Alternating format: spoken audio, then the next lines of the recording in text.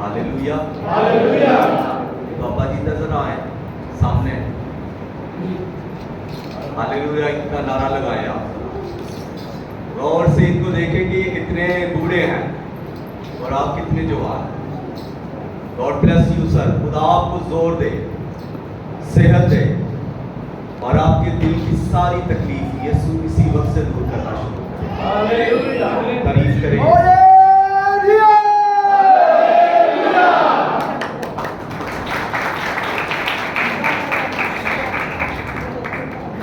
इंसान के अंदर जज्बा होना चाहिए। आपको ये बता दूं कि जिसकी परस्तश आप करते हैं उसमें जज्बा है और उसने अपने जज्बे को जाहिर किया। यीशु मसीह ने मार खाने में अपना जज्बा जाहिर कर दिया। कभी the passion of Christ film को देखें। यीशु मसीह को जब कोड़े मारे जा रहे थे तो यीशु मसीह ने अपने बदन को पीछे नहीं किया। एक पैशन के साथ उसने हमारे लिए निजात का काम पूरा किया। लेकिन हम क्यों भूल जाते हैं कि हम पैशन में नहीं आएंगे। हम सुस्ती इख्तियार कर लेते हैं, लापरवाही के अंदर जब रहते हैं तो हम एक्चुअली उस ईमान के जज्बे को जो है वो ठंडा कर रहे होते हैं, जो कभी भी ठंडा नहीं होना चाहिए। हमारा ईमान सुलगते हुए कोयले की तरह होना चाहिए, जलता। और जब ऐसा ईमान होगा तब भी खुदा के काम को जलाल मिलेगा, तभी उसके लोग बरकत पाएंगे, तभी उसकी बादशाही में और ज्यादा लोग आएंगे। आए मेरे साथ बाइबल मुकद्दस को खोलें। एक सीरीज के अंदर है द बुक ऑफ जेनेसिस, पैदाइश की किताब। आज उसका 3रा बाब और उसकी 17वीं आयत, 14वीं आयत से, सॉरी, पैदाइश की किताब 3रा बाब और 14वीं आयत से खुदा के लसानी बेमिसाल नहायत कुदरत वाले और जोरावर कलाम को पढ़ने की जरूरत करूंगा। और खुदा ने सबसे कहा, इसलिए कि तूने ये किया, तू सब चुपायों और दश्ती जानवरों में मलौम ठहरा। तू अपने पेट के बल चलेगा और अपनी उम्र पर खाक चाटेगा। 15वीं आयत जो आज के मज़मून के रिलेटेड है, और मैं तेरे और औरत के दरमियान और तेरी नस्ल और औरत की नस्ल के दरमियान अदावत डालूंगा। वो तेरे सर को कुचलेगा और तू उसकी एड़ी पर काटेगा। अगली 2-3 आयतें मैं सिर्फ आपकी इंफॉर्मेशन के लिए पढ़ूंगा। फिर उसने औरत से कहा कि मैं तेरे दर्दे हमल को बहुत बढ़ाऊंगा। तू दर्द के साथ बच्चे चलेंगे और तेरी रगबत अपने शौहर की तरफ होगी और वो तुझ पर हुकूमत करेगा। और आदम से उसने कहा, चूंकि तूने अपनी बीवी की बात मानी और उस दरख्त का फल खाया जिसकी बाबत मैंने तुझको हुक्म दिया था कि उसे ना खाना, इसलिए ज़मीन तेरे सबब से लामती हुई। मशक्कत के साथ तू अपनी उम्र भर उसकी पैदावार खाएगा और वो तेरे लिए कांटे और ऊंट कटारे उगाएगी और तू खेत की सब्जी खाएगा। तू अपने मुंह के पसीने की रोटी खाएगा जब तक के जमीन में तू फिर लौट ना जाए, इसलिए कि तू उससे निकाला गया है, क्योंकि तू खाक है और फिर खाक में लौट जाएगा। खुदा के कलाम के पढ़े सुने और कबूल किए जाने पर खुदावंद की कसरत के साथ बरकत हो। जिस सब कहे आमीन। आज का जो मज़मून है वो तेरे सर को कुचलेगा, वो तेरे सर को कुचलेगा। तो इसकी आउटलाइन, पहला पॉइंट जो है वो है निजात का वादा। दूसरा, औरत की नस्ल कौन है। तीसरा पॉइंट, सांप किसकी अलामत है। और चौथा पॉइंट, सर का कुचला जाना किस बात की दलालत है या किस बात की अलामत है। और पांचवा पॉइंट, एड़ी पर काटने का क्या मतलब है। और छठा पॉइंट यह कि सलीब पर शैतान को मुकम्मल शिकस्त हुई। और सातवां पॉइंट, क़यामत में फतह का ऐलान किया। और आठवां पॉइंट, ईमानदार भी इस फतह के हिस्सादार है। और नौवां पॉइंट, आखिरी फतह अब भी आनी है। ये 9 पॉइंट्स हैं जो इस टॉपिक से रिलेटेड है, जो इसको कंप्लीट करने में मदद करेंगे।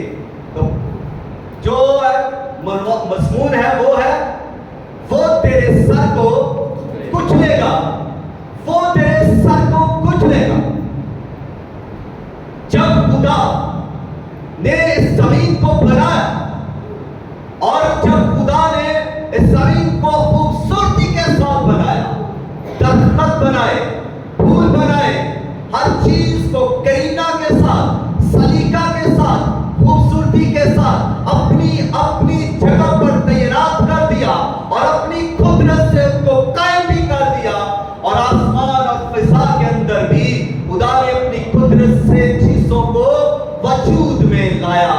तो ये दुनिया बड़ी खूबसूरत लगने लगी। हसीन वादियां थी, खूबसूरत बुलंदो बाला पहाड़ थे और वसीओ अरीज समंदर और उनकी गहराइयां और उन समुद्रों के अंदर जानदार मछलियां और तरह तरह की मखलूकात एक खूबसूरत नजारा पेश करती है।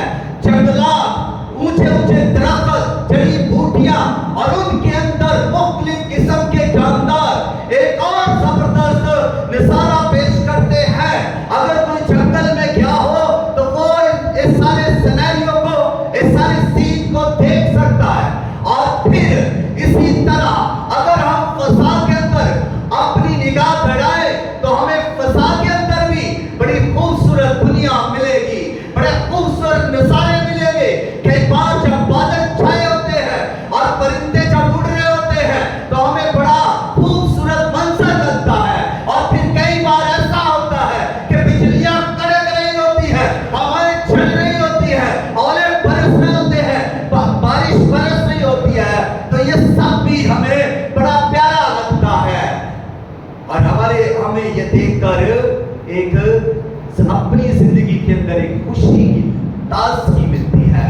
और इसी तरह ये सब कुछ जब सब हर तरफ खुशी थी, हर तरफ जो है एक प्यारा नजारा था और आदम और हवा भी इसी दुनिया के अंदर मौजूद थे, जो हर तरफ से प्यारी दिखती थी, हर जरूरत को पूरा करती थी और उनके लिए ये दुनिया बड़ी पुरसकून थी। और फिर इससे बढ़कर ये कि खुदा उनसे मिलने आता, वो खुदा की रफ़ाकत में रहते, खुदा से बातें करते, खुदा के साथ चलते। और खुदा के साथ रहने की वजह से वो खुदा की पाकीज़गी को भी ले रहे थे, वो खुदा की रास्ती को भी ले रहे थे, वो खुदा के कलाम को भी ले रहे थे और खुदा की नेमतों से वो लुत्फ़ अंदोज़ हो रहे थे और खुदा के फज़ाइल उन पर कसरत से थे।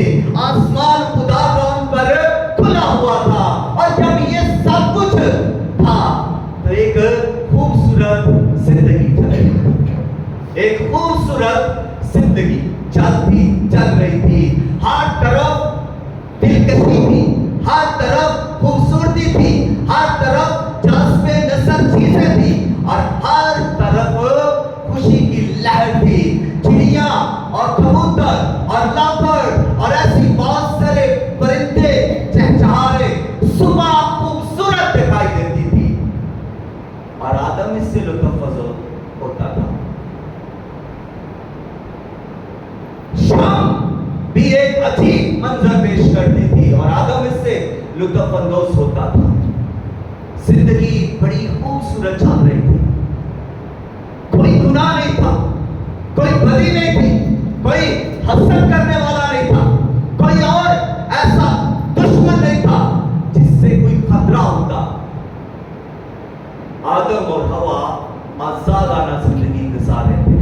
वो बाग के कोने कोने की सैर कर रहे थे, वो दरख्तों पर चढ़ सकते थे, वो पानी के अंदर जा सकते थे, नदियों के अंदर, और भी वो सब कुछ वहां पर कर सकते थे क्योंकि इजाजत थी। लेकिन ये अचानक से क्या हुआ कि एकदम से उसी जगह पर बागे अदन में जहां खूबसूरती है, जहां रोशनी है, जहां खुदा की हजूरी है, जहां बगीची है, जहां फल है, जहां फूल है, जहां पौधे हैं, जहां एक खूबसूरत शहर है और एक खूबसूरत शाम है, एकदम से तारीकी छा गई, एकदम से उदासियां छा गई, एकदम से खुशियां छीन ली गई, एकदम से आंसू निकल आए, एकदम से उन्हें एहसास हुआ कि हम नंगे हैं, एकदम से अपने लिए लुंगियां बनानी शुरू कर दी, एकदम से वो एक दूसरे से शर्माने लगे, एक दूसरे से अलग होने लगे और पत्तू के पीछे छुपाने लगे अपने आप को। एकदम से ये क्या हो जाता है जिंदगी के अंदर, जब इंसान अच्छा भला चल रहा होता है, खुशी के साथ जिंदगी गुजार रहा होता है, खुदा के साथ भी चल रहा है, बाइबल भी पढ़ रहा है, गीत भी गा रहा है, अच्छा खा रहा है, अच्छा पहन रहा है, अच्छी तरह सो रहा है और अच्छी तरह से अपनी जिंदगी बहन भाइयों में गुजार रहा है, माँ बाप के साथ रिफाकत है, बहन भाइयों के साथ अच्छी रिफाकत है, तो फिर ये क्या हो जाता है कि एकदम से तारीकी छा जाती, एकदम से आंसू बहने लगते हैं, एकदम से दिल बैठ जाते हैं, दिल रोने लगते हैं और आंखों के अंदर आंसू सूखते नहीं हैं। ऐसा क्या हो जाता है इंसान की जिंदगी के अंदर। यही आदम की जिंदगी में हुआ, यही आप आगे अदम में हुआ, जब नाफरमानी हुई, जब गुनाह हुआ, जब हुक्म तोड़ दिया गया, जब वो फल खा लिया गया, तब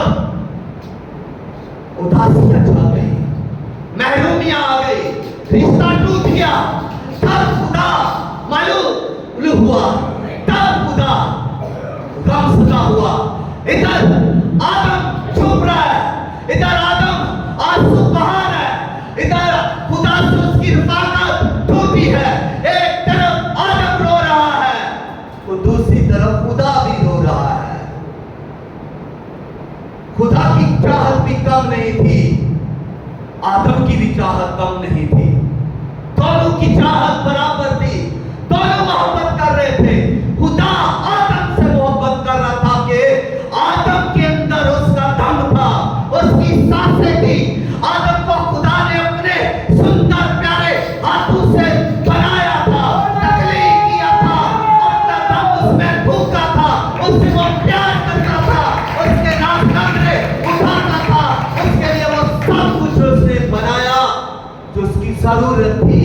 तो आदम रो रहा है, नाफरमानी आ गई। इसी लम्हा ये वो सूरत हाल है, ये पैदाइश का तीसरा बाब है जिसके अंदर गुनाह हुआ, जिसके अंदर नाफरमानी हुई, जिसके अंदर दुख पैदा हो गया, गुनाह दुनिया में आ गया, रिश्ता टूट गया, रिफाकत टूट गई। और यही वो लम्हा है जब आदम खुदा से भाग रहा है, यही वो चैप्टर है पैदाइश का, यही वो बाब है, तीसरा बाब।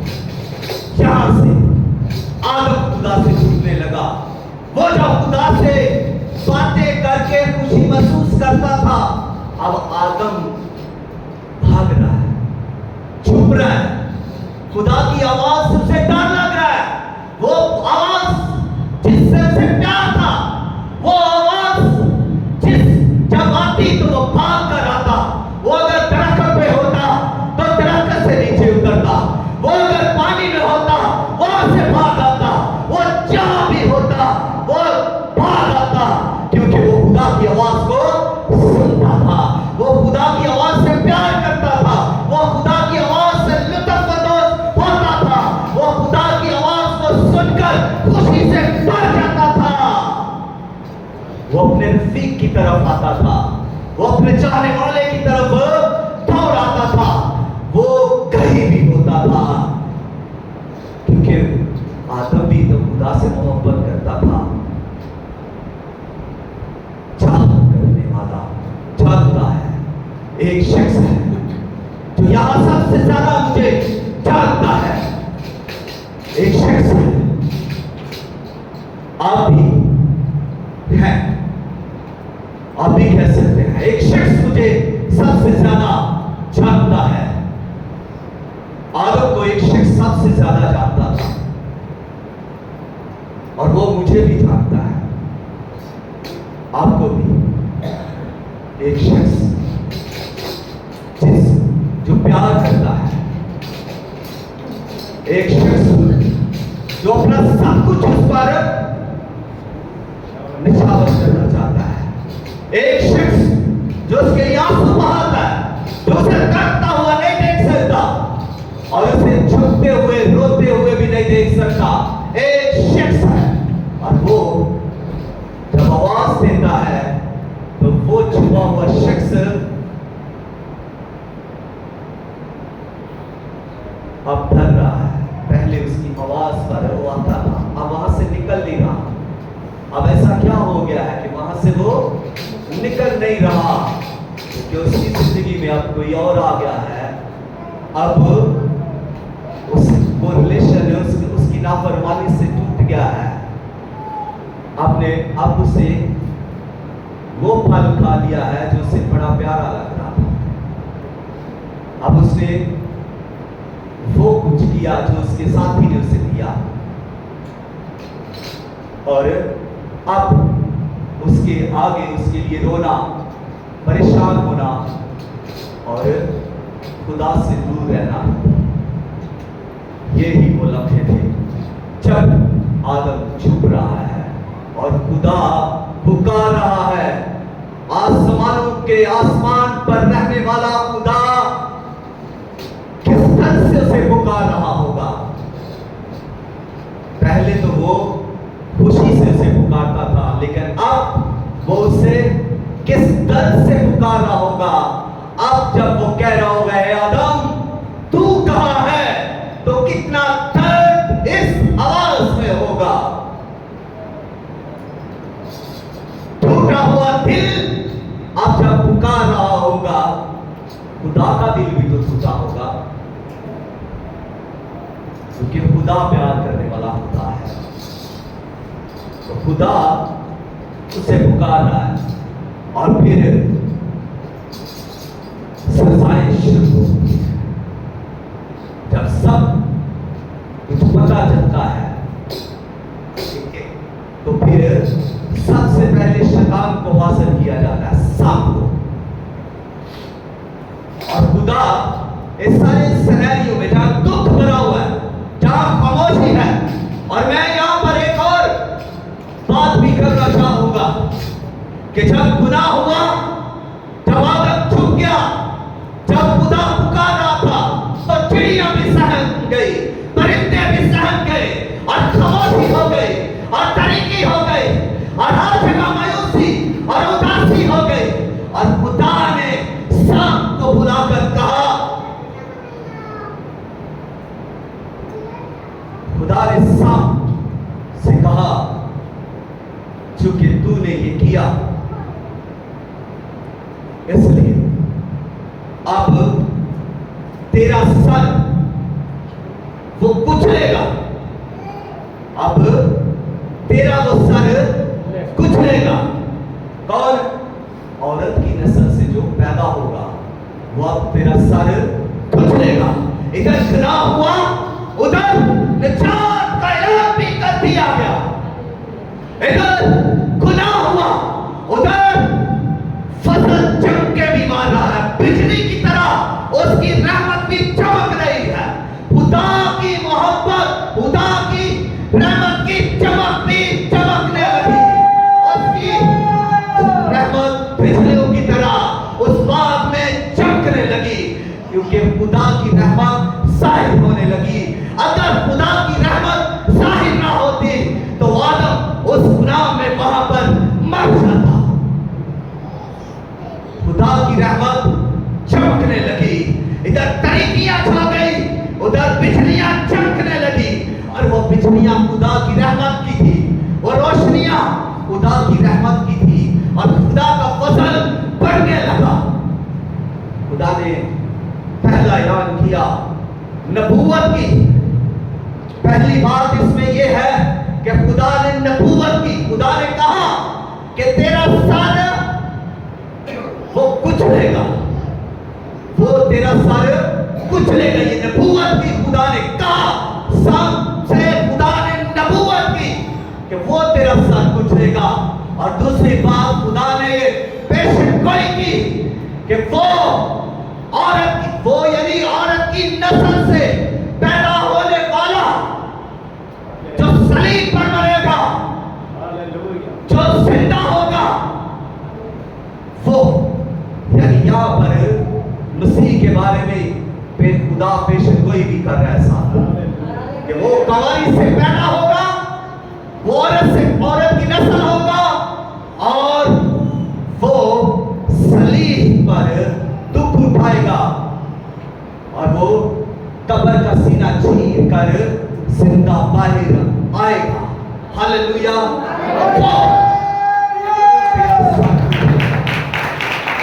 वो तेरा सर कुचलेगा। खुदा यहां पर पेशगोई भी कर रहा है, साफ से सिर्फ कह नहीं रहा। पहली बात नबूवत कर रहा है, दूसरी बात पेशगोई खुदा कर रहा है, और चौथी बात खुदा निजात का, तीसरी बात खुदा निजात का ऐलान कर रहा है कि जिस गुनाह में तू आदम पड़ गया है, सांप ने तुझे बहकाया और तुझसे नाफरमानी हुई, इसी से निजात देने के लिए निजात दहिंदा आएगा। और ये खुदा ने ऐलान कर दिया। तीन चीजें जो जबरदस्त है, खुदा ने निजात का ऐलान किया। तो पहला पॉइंट यहां से शुरू होता है कि खुदा ने निजात का ऐलान कर दिया, यानी खुदा ने निजात का वादा कर दिया।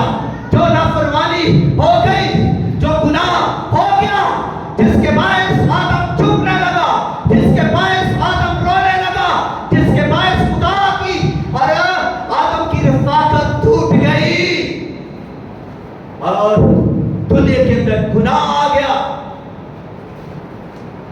इस गुनाह से निजात देने के लिए निजात दहिंदा आएगा, और वो निजात दहिंदा आकर इब्लीस के कामों को मिटाएगा। वो क्या करेगा? इब्लीस के कामों को मिटाएगा। जहां गुनाह हुआ वहां फजल भी बढ़ने लगा। इसलिए रोमियो की किताब और उसका 5वां भाग 20 आयत यही तो कहती है, जब गुनाह बढ़ता है तो फजल और भी ज्यादा बढ़ता है। इसलिए गुनाह से भी बढ़कर खुदा की मोहब्बत है। हमारे गुनाह अगरचे बड़े बड़े भी हो, तब भी खुदा की रहमत उससे भी बड़ी है। खुदा हमें बुझाने की कुदरत रखता है। खुदा अपने फसल से हमें बुझा लेता है। हालेलुया। और खुदा ने इंसान को सजा देने से पहले यह वादा कर दिया। इस बात को सीखिए, खुदा ने इंसान को सजा देने से पहले उसकी निजात का वादा किया। शैतान को खुदा ने सजा सुनाई, तू मलान है, खाक जानेगा और तेरा सर आदम की नस्ल में से जो आएगा तेरा सर कुचल देगा। उसको सजा सुना दी, उसका अंजाम सुना दिया। लेकिन फेवर देखिए, लेकिन फेवर और मोहब्बत और फजल और रहमत देखिए खुदा का, कि खुदा ने आदम और हवा को जब सजाएं दी तो उससे पहले, सजा से पहले खुदा निजात का वादा करता है, खुदा बचाने का वादा करता है। खुदा पहले वादा करता है, मैं तुझे बचा लूंगा।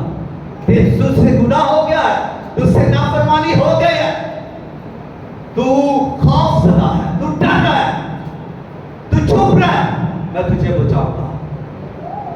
खुदा पहले निजात का वादा करता है और ये उसकी मोहब्बत है, ये उसकी मोहब्बत है जो वो वादा करता है कि मैं तुझे बचा लूंगा, मैं तुझे निजात दहिंदा दूंगा।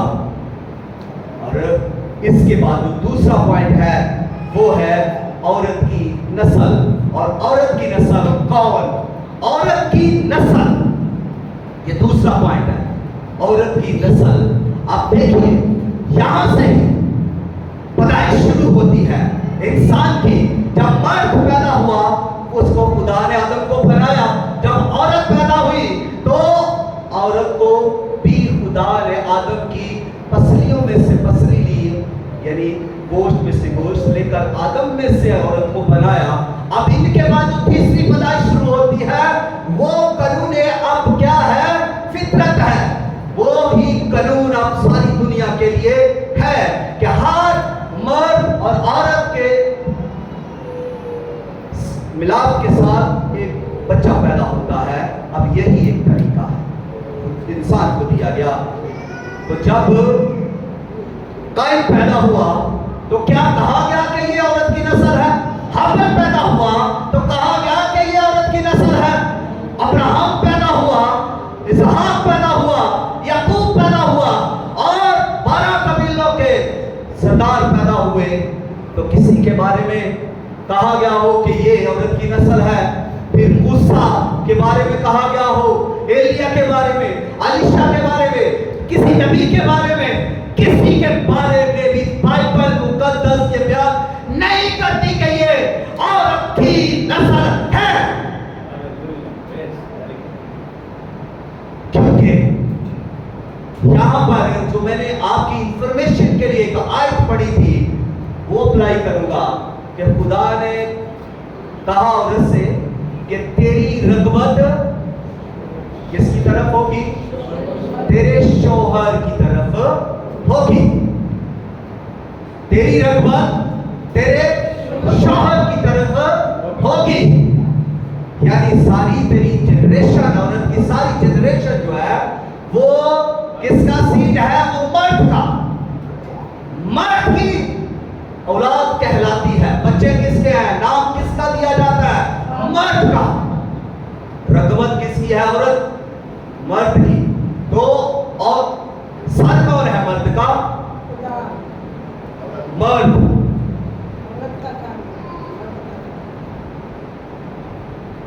खुदा ने कहा कि वो तुझ पर हुकूमत करेगा, वो तुझ पर हुकूमत करेगा।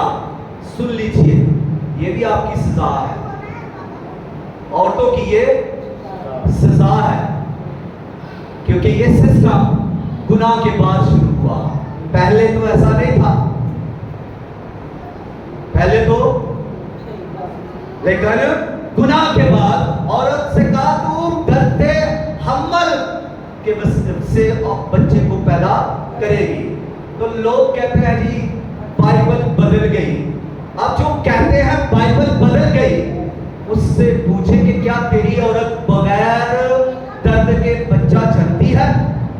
अगर बाइबल बदल गई है तो फिर औरतों को बच्चा पैदा करने में कोई तकलीफ नहीं होनी चाहिए, कोई दर्द नहीं होना चाहिए। लेकिन अगर ये है तो इसका मतलब है कि बाइबल नहीं बदली,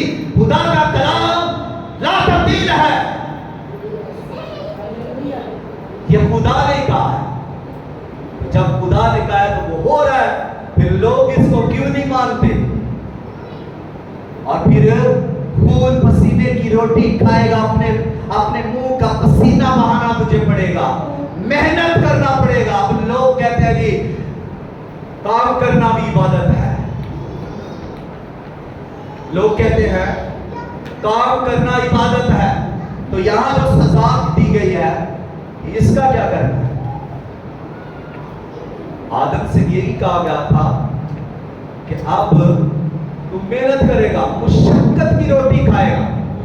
तो आदम कितनी मेहनत कर रहा है, कितनी मेहनत कर रहा है जी। सुबह उठता है, शाम तक ओवर टाइम हर जगह पर मेहनत करके पैसे लाकर फिर रोटी खाता है, बीवी को खिलाता है, बच्चों को खिलाता है। इसमें मेहनत है, उसकी मुशक्कत है। तो फिर कैसे खुदा का कलाम बदल गया? मैं वापिस आने लगा हूं अपने टॉपिक के। ये मेरा टॉपिक नहीं है आज।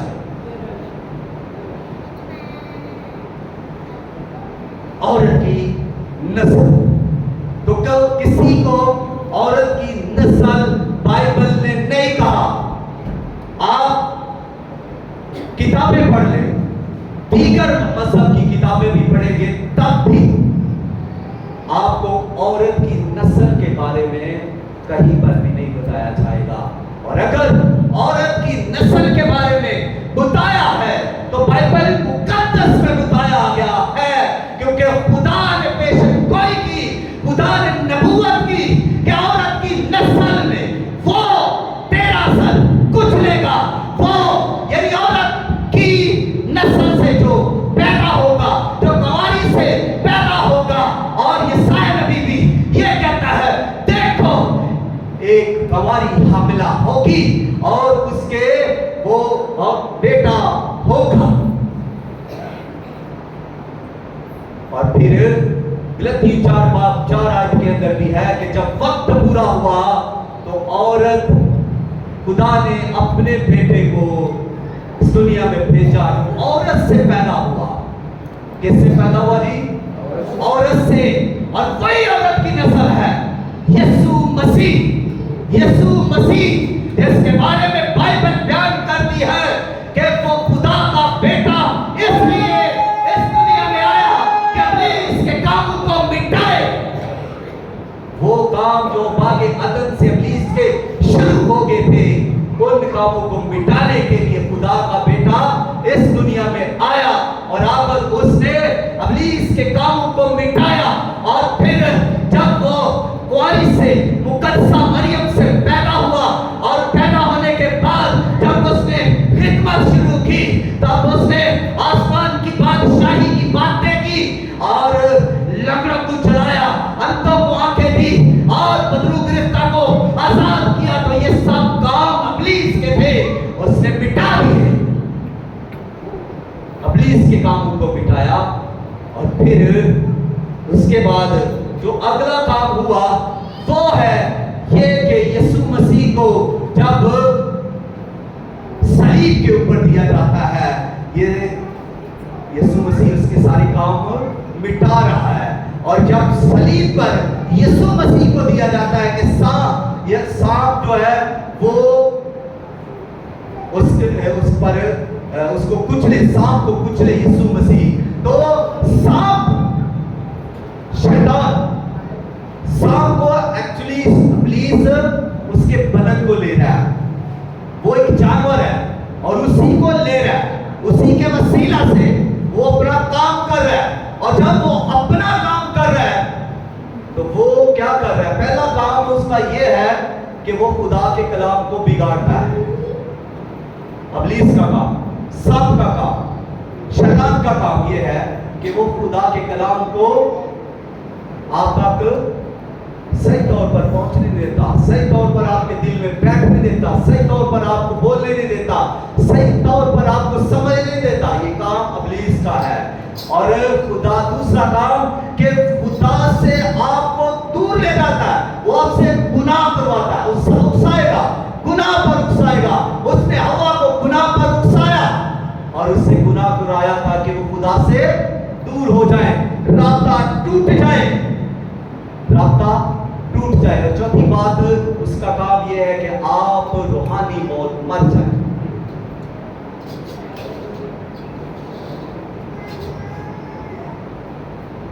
आप रूहानी मौत मर जाए, बहुत सारे रूहानी मौत मर जाते हैं। यहां पर भी बहुत सारे लोग रूहानी तौर पर मुर्दा हो चुके हैं, लेकिन जोर उनका जिस्मानी तौर पर बहुत है। जिस्मानी तौर पर वो बड़े एक्टिव नजर आएंगे, जिस्मानी तौर पर बहुत बोलने वाले होंगे, जिस्मानी तौर पर वो आपको बहुत हशाश बशाश और जिंदा नजर आएंगे, लेकिन रूहानी तौर पर वो मर चुके हैं, क्योंकि वो बोल नहीं पा रहे, मुर्दे बोलते नहीं है। रूहानी तौर पर वो चल नहीं रहे, रूहानी तौर पर वो आगे नहीं बढ़ रहे, तो उनकी क्या हो गई है? रूहानी मौत हो गई है। रूहानी तौर पर ऐसे लोग मर चुके हैं, उनको गुनाह नजर नहीं आ रहा, वो मर चुके हैं। उनके ऊपर कितना गुनाह है उनको अंदाजा नहीं कि कितना वजन है गुनाह का, किसी को नहीं इल्म कि मेरे ऊपर 1 किलो वजन है, 1 मन वजन है, या 2 मन वजन है, या 20 मन वजन है, किसी को नहीं पता। जिंदा हो तो उसे पता होता है, जिंदा हो तो उसे पता है कि मेरे ऊपर कितना वजन है। जब 1 मन वजन आएगा ना जिंदा के ऊपर, तो उसको पता होगा कि वजन बढ़ गया।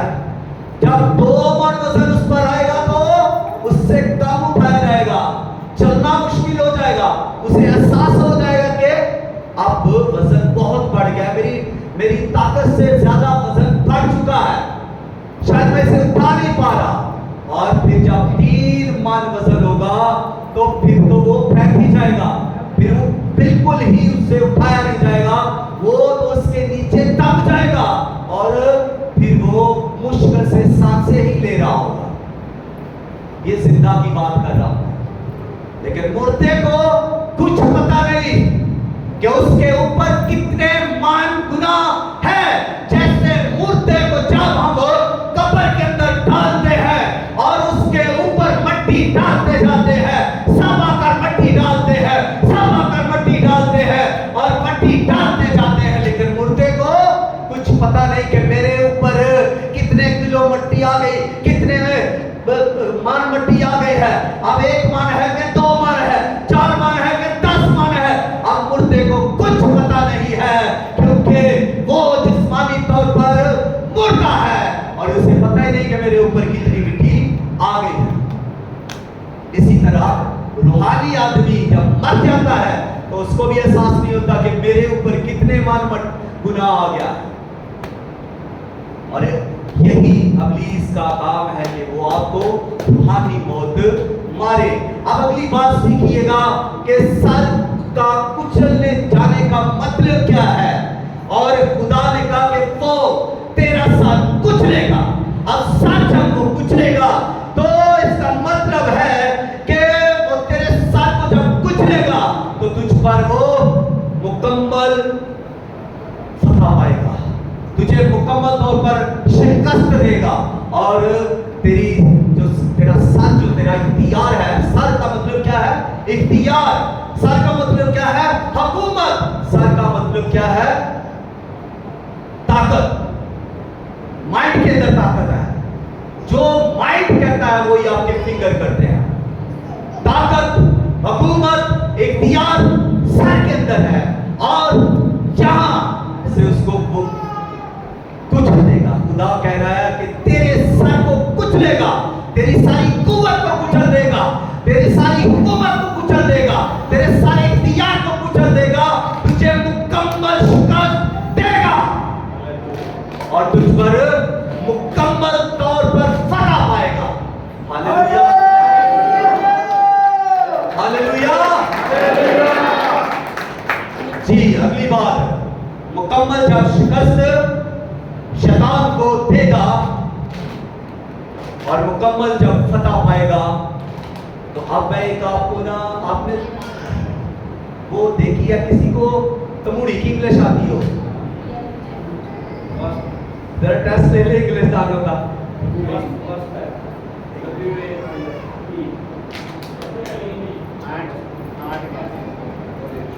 अच्छा चलो क्या देना जो भी है, इसको मैं तो मुड़ी कहूंगा भाई, और वो खट्टे रंग की जो दिया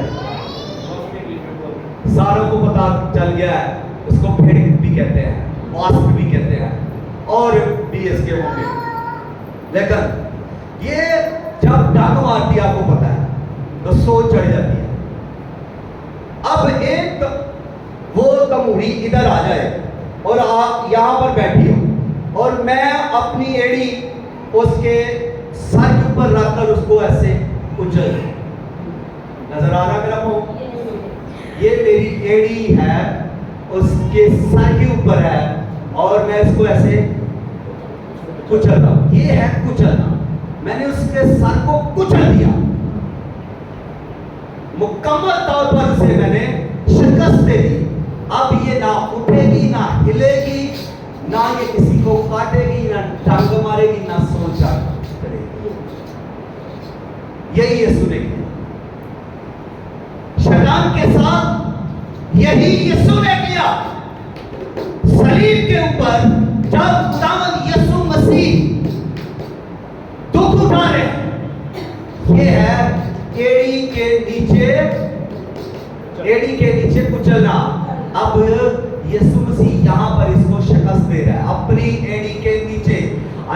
वो एक्चुअली इब्लीस क्या कर रहा है, इसको इब्लीस यीशु को दुख दे रहा है। इब्लीस ने यीशु के खिलाफ बगावत करवाई, इब्लीस ने यीशु मसीह के खिलाफ फौजें इकट्ठी कर ली, हाकिमों को इकट्ठा कर लिया, अदालतों में से यीशु को दुख पहुंचा, यीशु मसीह को तकलीफ दी गई। और यीशु मसीह सलीब के ऊपर कोड़े खाने के बाद, हाथों और पांव पर कील ठोकने के बाद, इतनी तकलीफ अज़ियत पाने के बाद यीशु मसीह सलीब के ऊपर मर गए। तो बाजार क्या नजर आ रहा है, यीशु हार गया, यीशु शिकस्त खा गया, इब्लीस जीत गया। हमें ये नजर आ रहा है, दुनिया को भी ये नजर आ रहा है, लेकिन यीशु मसीह ने उसको यहां पर अपनी एड़ी के नीचे कुचल दिया, उसके सर को कुचल दिया अपने पांव की एड़ी से। अब वो क्या काट कर रहा है, उसकी एड़ी पर काट रहा है। तो जब एड़ी पर काटा जाता है, कभी आपको कुछ चीज यहां पर जब लड़ती है, डंक मारती है पांव पर, नस पर किसी के, उसका असर पूरा बॉडी तक, ब्रेन तक जाता है। ये सबसे ज्यादा तकलीफ है। यही बात खुदा कर रहा है कि तू उसको बड़ी अज़ियत देगा, और यीशु मसीह को जो तकलीफ दी गई, अज़ियत दी गई, वो कम नहीं है। तारीख में वो सबसे ज्यादा, अभी हाल ये दिन गुजरे हैं मुहर्रम के, तो किसी ने कहा जी हमारे मोहम्मद हसन हुसैन पर बड़ा जुल्म हुआ। तो एक शख्स ने फिल्म देखी, क्राइस्ट, पैशन ऑफ क्राइस्ट, उन्हीं के शख्स ने, मुस्लिम ने देखकर कहता है नहीं, जितना जुल्म हजरत ईसा पर हुआ है किसी शख्स पर जुल्म नहीं हुआ। तो ये सब कुछ इब्लीस करवा रहा था, ये सब कुछ काम करवा रहा था इब्लीस, उसको दुख दे रहा था और वो उस पर फतह पाना चाह रहा था, वो काटने की कोशिश कर रहा था एड़ी पर। लेकिन यीशु मसीह ने क्या किया, यीशु मसीह मर के कब्र के अंदर गए, और फिर जो अगला पॉइंट है वो यहां से शुरू हो जाता है, क़यामत। और यीशु मसीह जब मौत मर गए, कफन के अंदर गए, कब्र के अंदर रख दिए गए, और फिर जब खुदावंद यीशु मसीह जिंदा हुए, जब खुदावंद यीशु मसीह जिंदा हुए, तो फिर कफन भी यीशु को अपने अंदर रख ना सका,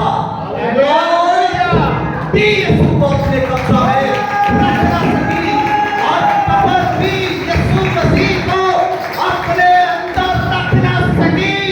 हालेलुया! पूरी कुदरत के साथ, पूरी फतह के साथ इब्लीस को शिकस्त देते हुए कब्र का सीना चीर कर बाहर आए, और फतह यानी क्या, शादियाना बचाना, मुकम्मल शिकस्त दी यीशु मसीह ने अपनी मुकम्मल शिकस्त दी। कोई भी यीशु को कब्र में ना रख सका। कोई ताकत, ना शैतानी ताकत, ना फौजी ताकत, ना हैवानी ताकत, ना जिस्मानी ताकत, ना फौजी ताकत, ना रोमी ताकत, ना यहूदी ताकत, कोई भी ताकत यीशु मसीह को कब्र के अंदर रख ना सकी। वो अपनी कुदरत, अपने जोर से फतहयाब हुआ। कब्र से गायब आया। ये खाली कब्र यीशु मसीह की फतह का ऐलान करती है। वो खाली सलीब जिसके ऊपर यीशु मसीह मर गए थे, वो इब्लीस की शिकस्त का मैदान बन गए। Hallelujah, hallelujah. और यीशु मसीह ने उसे शिकस्त दी। अभी एक शिकस्त और बाकी है, एक शिकस्त अभी बाकी है। और हम इस फतह में जो यीशु मसीह ने फतह पाई है, इसमें शामिल है। आप भी शामिल है। कोई कहे मैं इसमें शामिल हूं, मैं फातिहा हूं, मैं यीशु मसीह की फतह में शामिल हूं। कोई ईमान के साथ कहे। अगर ईमान है तो कहे। मुझे लग रहा है आपको डर रहा है कि इब्लीस कुछ कहना है। कि आप भी हाथ उठाए, उठाए। अगर आप फातिहा है तो हाथ उठाए। यीशु मसीह की फतह पर यकीन है? हाँ, दोनों हाथ उठाए। अगर आपको यकीन है यीशु मसीह ने उसे शिकस्त दी है तो हाथ लहराएं और जोर से नारा लगाएं, यीशु मसीह ने अपनी फतह का ऐलान किया।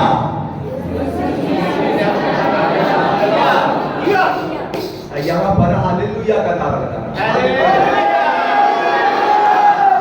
और आप इस फतह में शामिल है। बाइबल कह रही है, मैं नहीं कह रहा सिर्फ, बाइबल कह रही है जो यीशु मसीह पर ईमान रखता है, पाक खुदा, रास्त खुदा, कदूस खुदा, कुदरत वाला खुदा इस फतह में उसे शरीक करता है। बाइबल कह रही है, बाइबल का खुदा कह रहा है, जब वो आपको शिकस्त दे, आपको फतह दे रहा है, तो फिर आपको क्यों प्रॉब्लम है?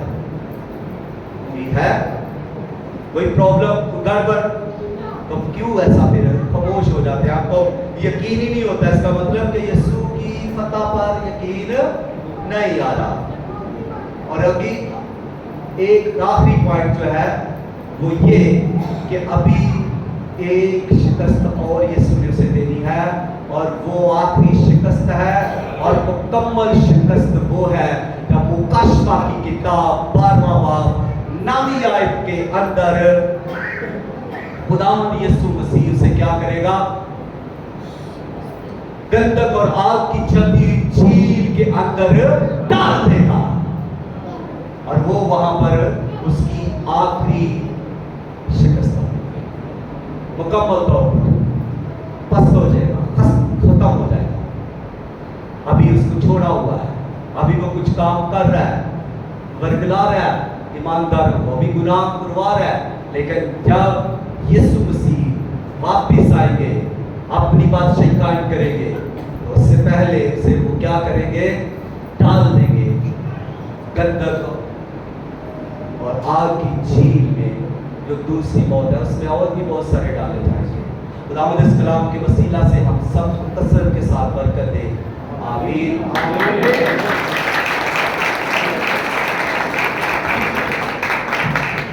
टाइम हो गया जी आपका कंप्लीट, तो इसलिए माजरत में से थोड़ा लंबा हो जाता है। आए फिर अपने सर खुदा की हुजूरी में झुकाए और दुआ कर रहे, शुक्रगुजारी की खुदा के कलाम के। प्लीज जल्दी से शुक्रगुजारी की। खुदा को शुक्रगुजारी करते हैं।